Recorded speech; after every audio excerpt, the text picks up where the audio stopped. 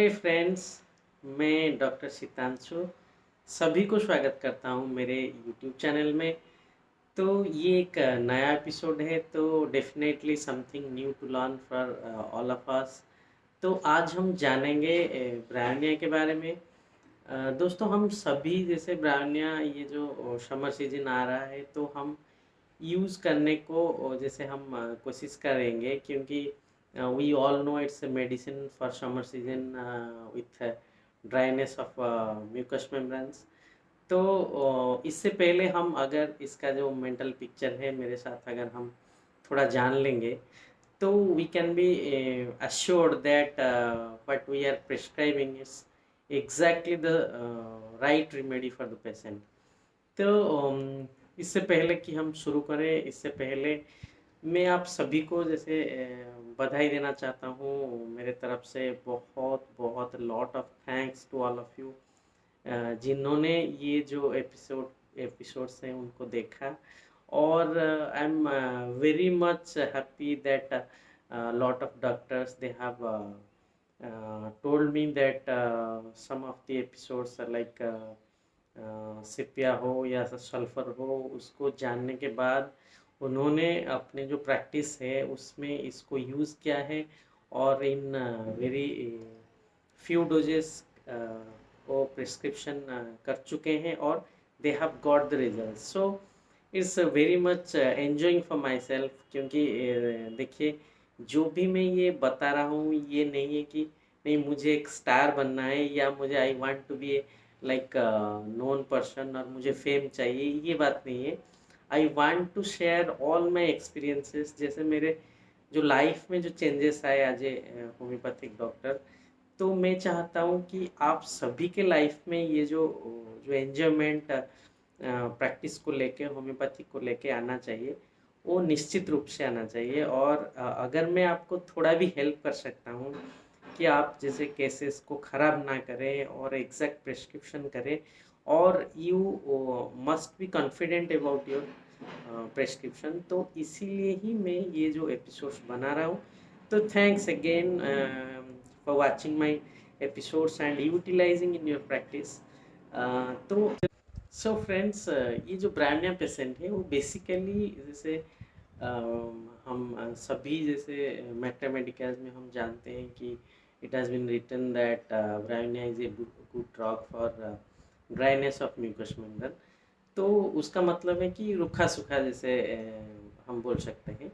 तो bryonia patient is like that, उसको जैसे वो काफ़ी जैसे कंजूस टाइप का होता है, जैसे रूखा सूखा होता है, उसका जैसे मतलब ही नहीं दुनिया में कुछ हो जाए या कुछ जैसे नया कुछ चीज़ जानने का या कुछ करने का, या अम्यूज़मेंट्स हो या कुछ मस्ती करने का या जॉय फुल एटमॉस्फेयर बनाने का, उसमें कुछ ज़्यादा दिलचस्पी नहीं रहता है। He is basically is a kind of वो लाइवलीहुड के लिए काम करता रहता है। वो जैसे कुछ पैसा बनाए, कुछ अपने जैसे घर चला ले, इसी तरह का होता है। जैसे अगर कोई मान लो कि एक बड़ा जैसे बिजनेसमैन हुआ, तो उसका भी ऐसे काम रहता है कि नहीं, I have to do all my work to sustain my, जो भी मेरे बिजनेस है उसको सस्टेन करने के लिए मैं काम करता रहूं, और मुझे और कोई दुनिया में जैसे कुछ भी हो जाए, क्या भी जैसे सिचुएशन आ जाए, मुझको कोई जैसे लेना देना नहीं है। तो I want to share a case of tinea. Actually, it's a case of itching patches all over the body and also in face, neck. So वो जो पेशेंट है एक्चुअली, वो पहले actually he was a what patient, जो उसका जो face में वाट हुआ था, या उसको actually he was prescribed with baryta carb and he was cured. तो जैसे वो बाद में मेरे पास जैसे फिर से किसी से नंबर लेके, मेरा मोबाइल नंबर लेके मुझसे कांटेक्ट किया और केम टू माय हॉस्पिटल। सो तो वो जब आया, मैं पूछा क्या तकलीफ़ है, तो बोला कि नहीं sir, I am getting itching patches all over the body and face and neck. So it's quite a painful, actually difficult situation for me, so मैंने बोला कि कब से हो रहा है?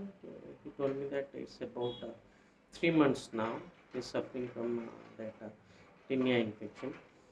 तो मैंने बोला इतना महीना हो गया और पहले भी आप you got cured by me also before, so why didn't you come to me when you got this symptoms?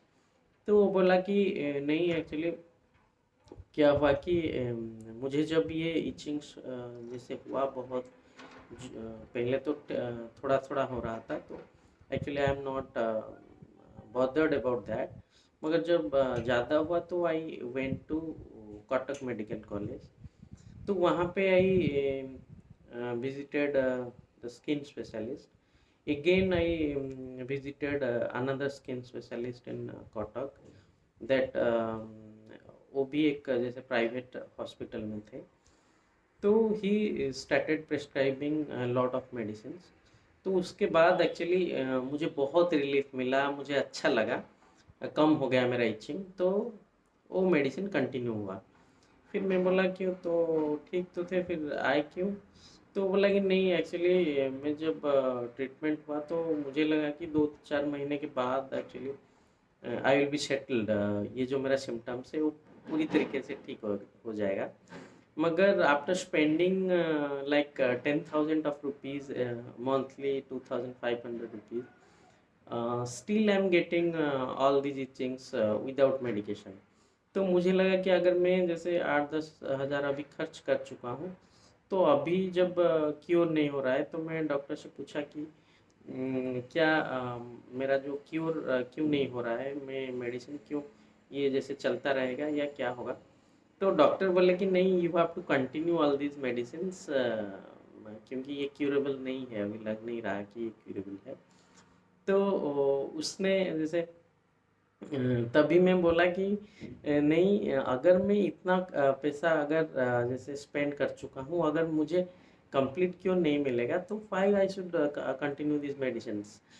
और सर जैसे I have very my income is low, so इतना जैसे 2,500 रुपये हर महीने मेरे मेडिसिन्स के लिए, वो जैसे मेरे पास तो इतना ज़्यादा पैसा नहीं है, तो मैं ये कर नहीं सकता। तो मैं पूछा कि तो तो पहले फिर ये 2-4 महीने कैसे फिर इतना जो मनी स्पेंड किए? तो वो बोला कि नहीं, मुझे लग रहा था कि नहीं, 2-4 महीने अगर 10,000 भी खर्च हो जाए, तो कंप्लीट अगर क्योर हो जाए तो कोई प्रॉब्लम नहीं है। अभी तो वो बोले कि नहीं होगा, तो फिर मैं बोला कि नहीं, सर के पास चलता हूँ, वो तो पहले भी मेरा अच्छा किए थे वो मेरा डिजीज़, तो उनके पास जाता हूँ और ऐसे इतना सारा पैसा मैं खर्च नहीं कर सकता हूँ। तो जैसे इसमें क्या हुआ कि मैंने इसके बाद भी मैंने उससे बात किया कि अब कैसे चल रहा है आपका, अर्निंग्स कैसे है आपका, जैसे लाइवलीहुड कैसे चल रहा है? तो वो बोला कि नहीं एक्चुअली आई एम वर्किंग, मेरे जो साला है उसके जो दुकान है उसमें मैं एक्चुअली काम करता हूँ, तो उसको संभालता हूँ, तो I am getting few amount of, जैसे कुछ पैसा मुझे मिल जाता है, तो ठीक से चलता है। मैं पूछा कि और फैमिली का हाल? ना नहीं, वो ठीक है, मेरे जैसे wife he she staying at my relatives house, तो उसका जो और बच्चा मेरा जो वहाँ पे पढ़ रहा है, मेरे जैसे रिलेटिव्स के घर पे मेरे मिसेस है और वहाँ पे पढ़ रहा है। तो मुझे कहीं न कहीं मुझे लगा कि जैसे इसका कोई जैसे फैमिली के साथ ज़्यादा जैसे जुड़ना नहीं है, उसका जैसे फैमिली के साथ इतना ज़्यादा जो इंटीमेसी होता है, या जो फैमिली के लिए ज़्यादा जैसे अपनापन हो, ये सब ज़्यादा नहीं है।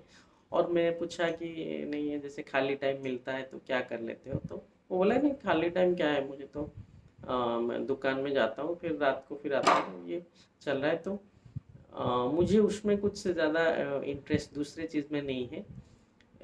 और फैम मैं बोला कि फैमिली इतने दूर रहते हैं, क्यों रहते हैं आप, तो पास भी रह सकते हैं। नहीं एक्चुअली जैसे थोड़ा I have to manage my जैसे इकोनॉमिकल सिचुएशन जो है, तो वहाँ पे मेरा रिलेटिव्स है, उनका ज़रूरत है जैसे मेरी वाइफ वहाँ रहना, क्योंकि उनका छोटा बच्चा है तो वो संभाल लेती है, और मेरा बच्चा भी पढ़ लेता है वहाँ पे। तो इट्स ओके, मुझे ऐसे कुछ दुःख नहीं है इसका। तो उससे मुझे जैसे मुझे मन में आया कि नहीं, this guy is quite indifferent, जैसे उसका जैसे अम्यूजमेंट्स हो, जैसे मज़ा लेना हो लाइफ में, उसके साथ उसका कुछ ज़्यादा लेना देना नहीं है। He is very focused about his earnings, कुछ लाइवलीहुड के लिए कुछ पैसा हो जाए। और जैसे he was continuously talking about his business. Business क्या हुआ इसका, जैसे मैं 8,000 या 10,000 स्पेंड किया तो मुझे परमानेंट क्योर चाहिए। अगर ये फेल हुआ, अगर जैसे बिजनेस मेरा ठीक नहीं चल रहा है, तो I don't want to continue with that. तो उसमें क्या हुआ, मुझे लगा कि नहीं, जैसे ब्रांड या पेशेंट है, उसका क्या होता है कि अपना जब बिजनेस ठीक है तो ठीक है, अगर उसमें कुछ प्रॉब्लम आता है तो ही विल बी लाइक, उसको परेशानी आता है। तो जैसे I can share a case of chronic rheumatism. तो उसको मैं पूछा कि नहीं, क्या परेशानी है, तो बोला कि नहीं, कुछ परेशानी तो ऐसा नहीं था, ये तो हो रहा था, जैसे मेरा नी में पेन था। मैं बोला क्यों, आए नहीं क्यों? वो बोला कि नहीं, actually I was getting pen, but उसमें तो चला लेता था, जैसे थोड़ा अगर पेन हुआ तो जैसे रेस्ट थोड़ा कर लिया, या थोड़ा चुपचाप उसको थोड़ा जैसे प्रेशर दे के रख लिया तो ठीक हो जाता था।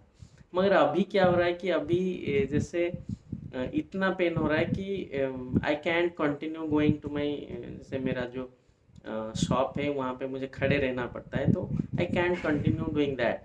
तो इसीलिए मुझे लगा कि नहीं, आगे जाके फिर मेरा अगर ये ज़्यादा हो जाएगा तो बहुत बुरा होगा। मैं बोला कि ज़्यादा हो जाएगा तो क्या होगा? नहीं सर, क्या होगा, आगे जाके फिर बिजनेस मेरा बंद हो जाएगा तो फिर आगे कैसे चलेगा? तो he was very much anxious about his future. तो मुझे लगा कि जैसे ब्राउनिया पेशेंट क्या होता है, उसको मतलब है उसके काम में आगे क्या होगा, इसका बिजनेस चलेगा या नहीं, इसका जैसे जो कंडीशन है वो कहीं ज़्यादा खराब ना हो जाए, उसका चिंता रहता है।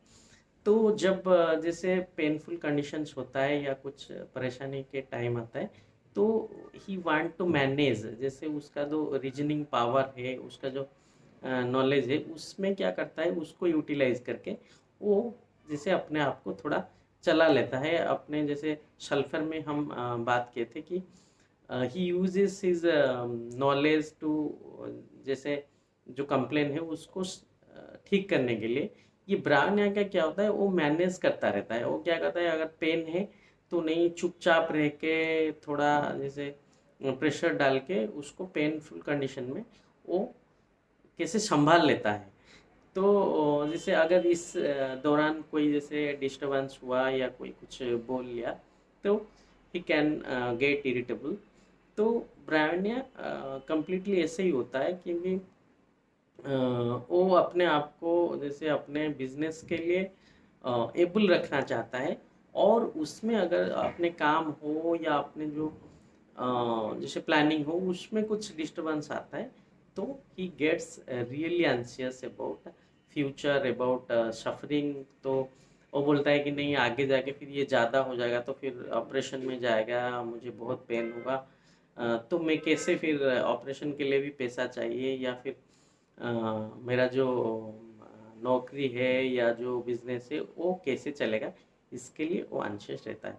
तो friends, brand is quite like that. तो उसके लिए आप अगर ये जो चीज़ जो मैं बोल रहा हूँ अभी, उसको अगर आप जहन में रखेंगे, तो कोई भी जैसे ब्रांड या पेशेंट आप जैसे प्रिस्क्राइब करने के लिए सोच रहे हैं, तो you can correct your self.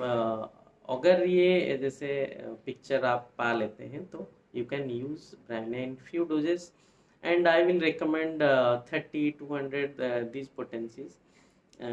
तो दोस्तों, मुझे लगता है कि ये एपिसोड आपको अच्छा लगेगा और it will be just useful for you. तो मैं दोस्तों आपको फिर से बता रहा हूँ कि प्लीज़, अगर ये आपको एपिसोड्स, ये जो मेडिसिन के इलेबोरेशंस आपको अच्छा लगते हैं, तो please do subscribe my channel, क्योंकि आगे जाके हम थोड़ा जैसे इलाबोरेटली हम सभी मेडिसिन को जानने की कोशिश करेंगे, उसका जो रूब्रिक्स है या जो रिलेशंस है विथ अदर मेडिसिन्स, उसको भी जानने की कोशिश करेंगे। और जैसे हम पूरे रूप से ये जो पिक्चर्स है इनको जानेंगे।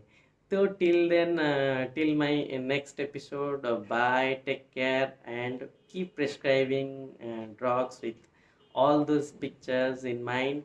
So